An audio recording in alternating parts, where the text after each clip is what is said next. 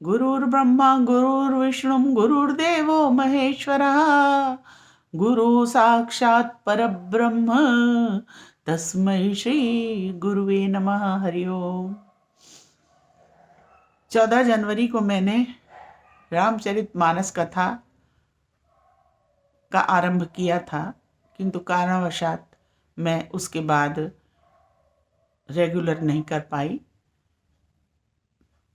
आगे आप लोगों से अनुरोध है कि मेरे चैनल को सब्सक्राइब करें और मेरा ये प्रयास होगा कि मैं हफ्ते में 3 दिन अवश्य ही रामचरितमानस का 10 से 20 मिनट तक का प्रवचन करूंगी और पूरी रामचरितमानस इसमें मैं बोलूंगी।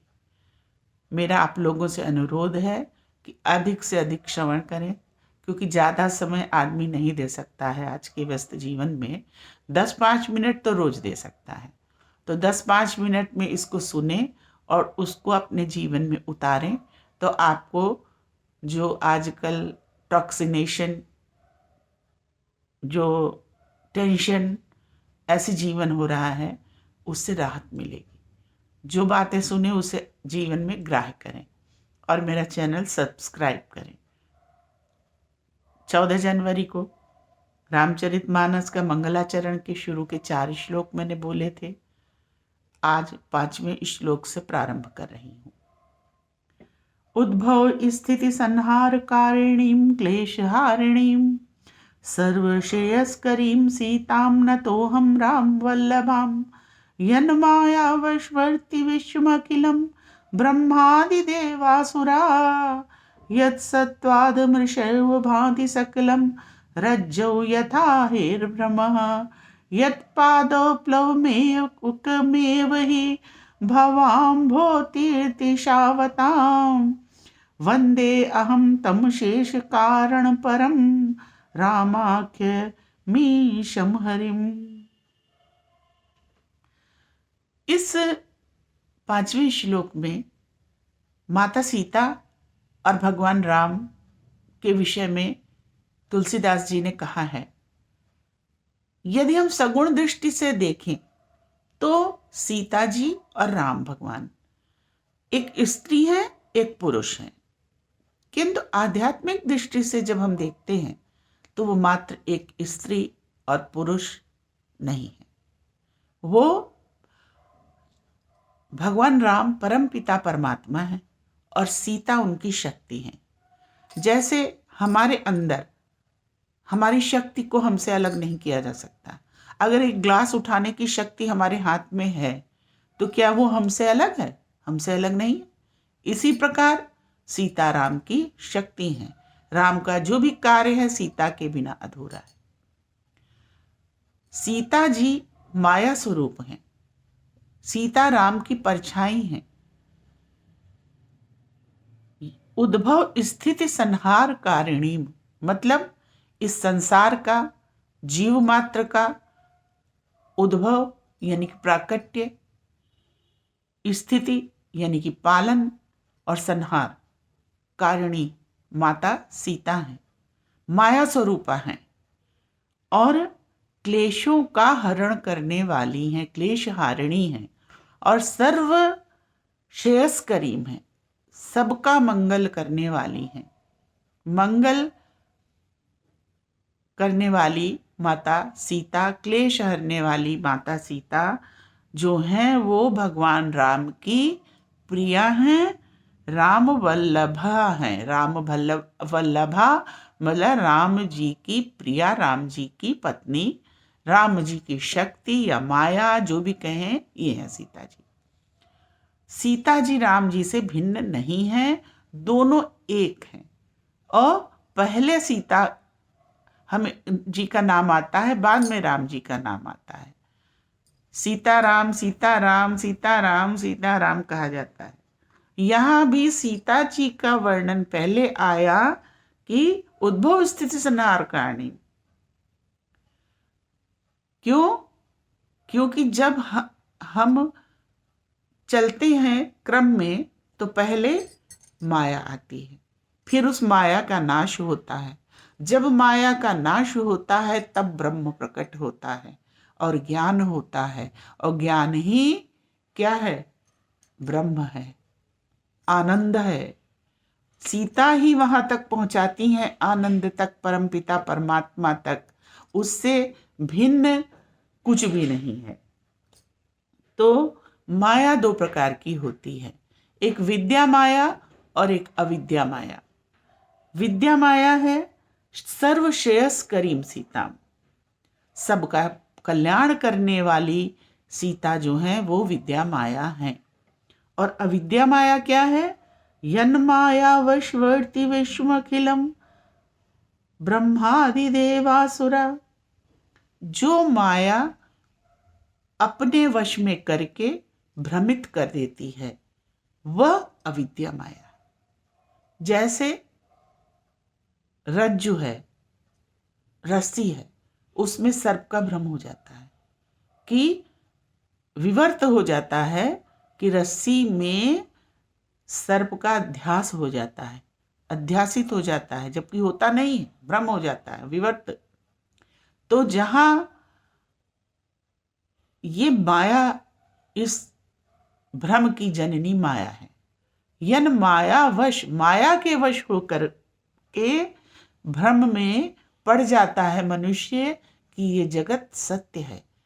ये पंच ज्ञानेंद्रिय जन्य जगत जो पंचभूतों से बना हुआ है वो सत्य है, और हम परमपिता परमात्मा जो पंच ज्ञानेंद्रियों से दिखाई नहीं देते हैं, क्या है? अनुभव गम्य भजें जय संता, जो अनुभव गम्य है, अनुभव से जिनको जाना जा सकता है, पंच ज्ञानेंद्रियों से जिनको आप नहीं जान सकते हैं, तो उन अनुभव गम्य परमात्मा का विस्मरण हो जाता है, और इस माया रूपी जगत में हम फंसे रह जाते हैं और जीवन काट देते हैं। फिर अगला जन्म कर्म बंधन, फिर अगला जन्म, इसी में फंसे रह जाते हैं। और जीवों को ही नहीं, देवादि ब्रह्मा आदि देवता, सुर, सभी को, इंद्र को, ब्रह्मा को, सबको माया अपनी शक्ति से दिग्भ्रमित कर देती है। नारद जी तक को भ्रमित कर दिया, तो हम आप जीवों की क्या बात है। और जैसे सत्य रज्जु में सर्प का भ्रम हो जाता है, वैसे ही ब्रह्म सत्य है, किंतु हमें पंच ज्ञानेंद्रिय जन्य जगत सत्य प्रतीत हो जाता है, और ये हमारा भ्रम होता है कि यह सत्य है। जो चीज नश्वर है, एक दिन नष्ट हो जाएगी, वो कभी आनंद नहीं दे सकती, वो कभी परमात्मा नहीं हो सकती।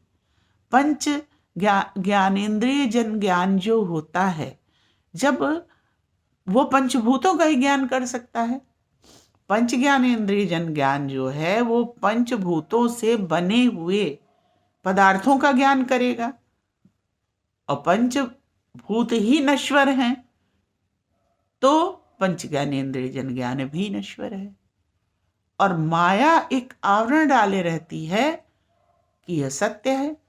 हमारी बुद्धि पर एक अज्ञान की लेयर चढ़ी रहती है, अज्ञान की परत चढ़ी रहती है, तो हम इसको सत्य मानते हैं। सीता का जन्म श्री धातु से होता है, सीता शब्द का जन्म श्री धातु से होता है। इसका मतलब है शीतलता, इसका मतलब है शांति। सीता क्या है? शांति प्रदान करने वाली है और शीतलता प्रदान करने वाली है। और परमात्मा ज्ञान स्वरूप है, आनंद स्वरूप है, कण कण में व्याप्त है। कोई भी जगह ऐसी नहीं है जहां पर परमात्मा व्याप्त नहीं है, लेकिन माया के आवरण के कारण हम उनका दर्शन नहीं कर पाते। यत् पादौ प्लवमेव मेकहि भवाम्भोधेतीर्तिशावतां वंदे अहम तम शेष कारण परम रामाख्यमीशम हरि। अनादि ब्रह्म जैसे जैसे हम भगवान के चरणों का सहारा लेते हैं, यत पादव, उनके पैरों की सहारा लेते हैं, यानी कि हम उनके शरण में जाते हैं और उनकी आराधना करते हैं। ये प्रेरणा भी कौन देता है? विद्या माया देती है। अविद्या माया दिग्भ्रमित करती है, लेकिन विद्या माया जो है, माया के दो रूप हैं, एक विद्या माया, एक अविद्या माया। विद्या माया जो है वो भगवोन्मुखी करती है, भगवत चरणों की ओर हमको आकर्षित करती है। भगवान नाम जप, भगवान कीर्तन, भगवान का वाचन, अध्ययन आदि, उनका निधिध्यासन, विभिन्न प्रकार के जो ईश्वर प्राप्ति के लिए उपाय बताए गए हैं, वो सब हम विद्या माया की प्रेरणा से ही करते हैं। जैसे शक्ति और शक्तिमान अलग नहीं होता, भगवान शक्तिमान है और सीता जी उनकी शक्ति हैं, दोनों अभिन्न हैं और यही उनका प्रेम है। तो हमारा प्रयास है कि हम पहले अविद्या माया को काटें, फिर विद्या माया को काटें और अंत में परमपिता परमात्मा जो आनंद स्वरूप हैं, उन आनंद स्वरूप परमात्मा जो राम हैं, उनकी प्राप्ति करें। और उनकी प्राप्ति कैसे होगी? उनका भजन करने से होगी। तो हमें अपनी वृत्ति को रामाकार बनाना होगा, हमें भजनानंदी होना होगा। तभी जो है हम भगवान राम के प्रति समर्पित हो और जो भ्रम है संसार का, उससे, भ्रम क्या है? मतलब माया जो है, जो हम इस संसार को सत्य मानते हैं, अपने द्वारा किए गए प्रत्येक कार्य को सत्य मानते हैं, अपने को कर्ता मानते हैं। कर्ता लेकिन कौन है? प्रभु कर्ता है। वो हमको वैसी प्रेरणा दे देता है बुरा कर्म अच्छा कर्म करने की, और हम करने लगते हैं। और वो कैसे होता है? बुरा कर्म करते हैं तो अविद्या माया हमारे ऊपर एक आवरण डाल देती है और हम प्रेरित होकर बुरा कर्म करने लगते हैं। फिर विद्या माया जो है अच्छे कर्मों को प्रेरित करती है। लेकिन हमें बुरे अच्छे सब कर्मों से ऊपर उठ करके परमानंद स्वरूप परमात्मा को प्राप्त करना है। वो वैराग्य से होगा। साधना हमारी सही जा रही है, गलत जा रही है, इसका एकमात्र टेस्टिंग जो पैरामीटर है वो है कि आपका मन भक्ति में लग रहा है कि नहीं, ज्ञान में लग रहा है कि नहीं, और या भोग में लग रहा है। भोग में लग रहा है, उधर आकर्षण है, तो अभी आपकी भक्ति का प्रारंभ नहीं हुआ है। माया सीता भक्ति स्वरूपा है, राम आनंद स्वरूप हैं, परमपिता परमात्मा हैं, और सीता ही वहाँ तक ले जाएंगी। सीता के अलावा आप वहाँ तक नहीं पहुँच सकते हैं। केवल परमात्मा की शरण लेकर ही अपने को बदलना है। योग वाशिष्ठ एक ग्रंथ है, उसमें वशिष्ठ जी ने ये कहा है कि सब खेल अपने मन का है। जिसने अपने मन पर विजय प्राप्त कर ली, बस वही राजा है, वही भगवान को पा गया। तो अपने मन पर नियंत्रण, कि हम अपने बुराई जल्दी आकर्षित करती है, अच्छाई देर में आकर्षित करती है। तो हम अपने मन को नियंत्रित करें, सतत परमात्मा का चिंतन करें और उनके शरण में जाएं, उनके प्रति अपना समर्पण भाव रखें। उसी ईश्वर का नाम राम है, परमपिता का, और वहीं तक हमको अपने को पहुंचाना है और उन्हीं के प्रति समर्पित होना है। और स्वांता सुखाए तुलसी रघुनाथ गाथा। तुलसीदास जी ने स्वांता सुखाए अपने मन के सुख के लिए ये रामचरितमानस की रचना की। और ये रामचरितमानस की रचना केवल एक तुलसी जी के मन से निकली हुई नहीं है, इसमें बहुत से निगम आगम ग्रंथ, वेद, पुराण, उपनिषद, ब्रह्मसूत्र सबके ज्ञान, सबका जो सार है वो तुलसीदास जी ने रामचरितमानस में संग्रहित किया है। और यह एक तरीके से देववाणी है और इसमें राम जी समाये हुए हैं। और आगे के प्रवचनों में मैं अब इसके आगे तो रामचरितमानस कथा का प्रारंभ करूंगी। धन्यवाद।